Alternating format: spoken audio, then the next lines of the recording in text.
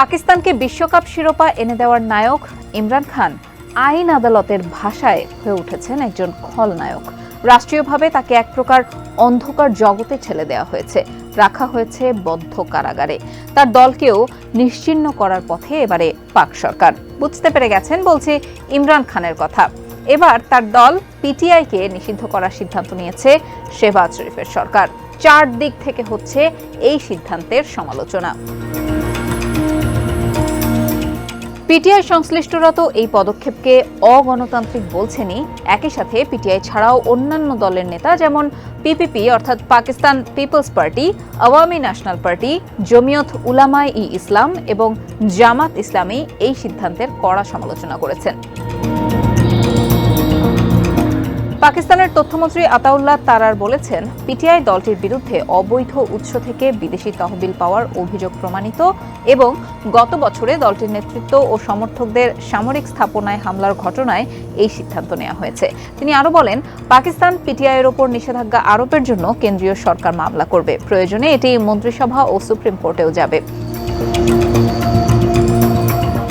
এর আগে গত 12 জুলাই পাকিস্তানের শীর্ষ আদালত কার্যত নির্বাচন কমিশনের সিদ্ধান্ত খারিজ করে জানিয়েছিলেন, ইমরান খানের দল পিটিআই দলগতভাবেই পার্লামেন্টের ন্যাশনাল অ্যাসেম্বলির 23টি সংরক্ষিত আসন পাওয়ার যোগ্য। ওই মামলায় নির্বাচন কমিশনের যুক্তি ছিল, আনুপাতিক ভোটের হার অনুযায়ী শুধুমাত্র স্বীকৃত রাজনৈতিক দলগুলোরই নারী এবং সংখ্যালঘুদের জন্য সংরক্ষিত 70টি আসন প্রাপ্য।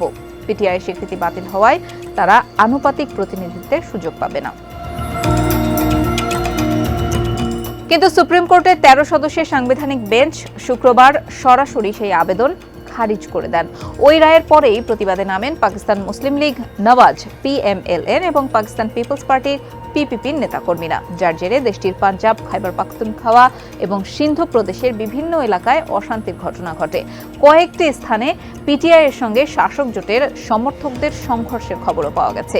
সেই সংঘাতের রেশ কাটতে না কাটতেই খানের দলকে নিষিদ্ধ করার বার্তা দিলেন তথ্যমন্ত্রী আতাউল্লাহ। সরকারের এই ঘোষণাকে রাজনৈতিক প্রতিহিংসা বলে অভিযোগ তুলেছে বিরোধীরা। এই ঘটনার জেরে প্রায় 2 দশক ধরে পাকিস্তানে আবার শাসক বনাম সুপ্রিম কোর্ট সংঘাতের আবহ তৈরি হতে পারে বলে রাজনৈতিক পর্যবেক্ষকদের একাংশ মনে করছেন। পাকিস্তানের মানবাধিকার কমিশনের চেয়ারম্যান পিটিআইকে নিষিদ্ধ করার চেষ্টা গণতান্ত্রিক নীতির জন্য একটি বিরাট আঘাত বলছেন। এই সিদ্ধান্ত রাজনৈতিক বিশৃঙ্খলা ও সহিংসতার শক্তিশালী সম্ভাবনা ছাড়া আর কিছুই নয়।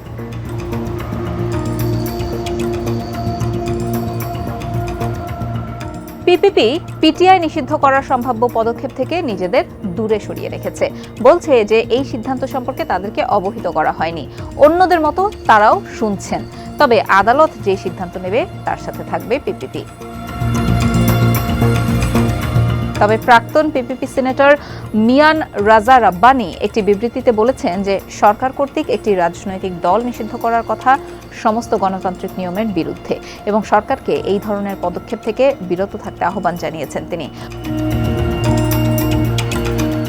পাকিস্তান সংবাদ মাধ্যম ডনের একটি প্রতিবেদনে বলা হয়েছে, যেহেতু দেশ ইতোমধ্যেই গুরুতর অর্থনৈতিক এবং রাজনৈতিক অস্থিরতার সম্মুখীন হচ্ছে, এই ধরনের পদক্ষেপ রাজনৈতিক বিশৃঙ্খলা এবং অর্থনীতিকে নিচে ঠেলে দেবে। মিয়ান রাজা রাব্বানি বলেন, এটি সাংবিধানিক উপায় অনুসরণ করে একটি পর্যালোচনা পিটিশন দাখিল করা উচিত। পাকিস্তানের ইতিহাসে একটি রাজনৈতিক দল নিষিদ্ধ করার মতো পদক্ষেপ সবসময়ই ব্যর্থ হয়েছে।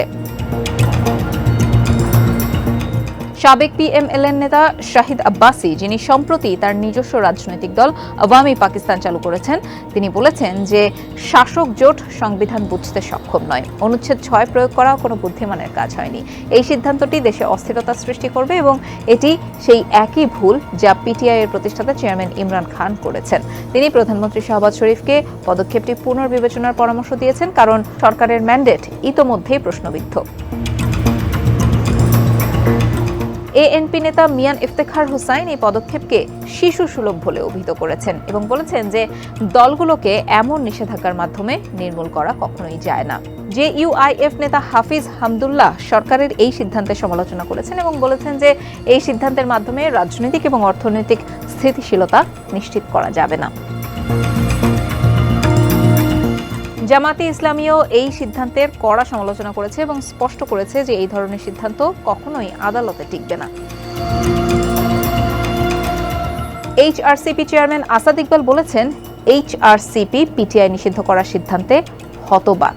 এটি যে শুধু সংবিধানের 17 অনুচ্ছেদ অনুযায়ী দলের সদস্যদের সংযুক্তির অধিকার লঙ্ঘন করেছে শুধু তাই নয়, বরং এটি গণতন্ত্রের জন্যও একটি বিশাল আঘাত, বিশেষত যখন সুপ্রিম কোর্ট সর্বসম্মতিক্রমে রায় দিয়েছে যে পিটিআই একটি রাজনৈতিক দল।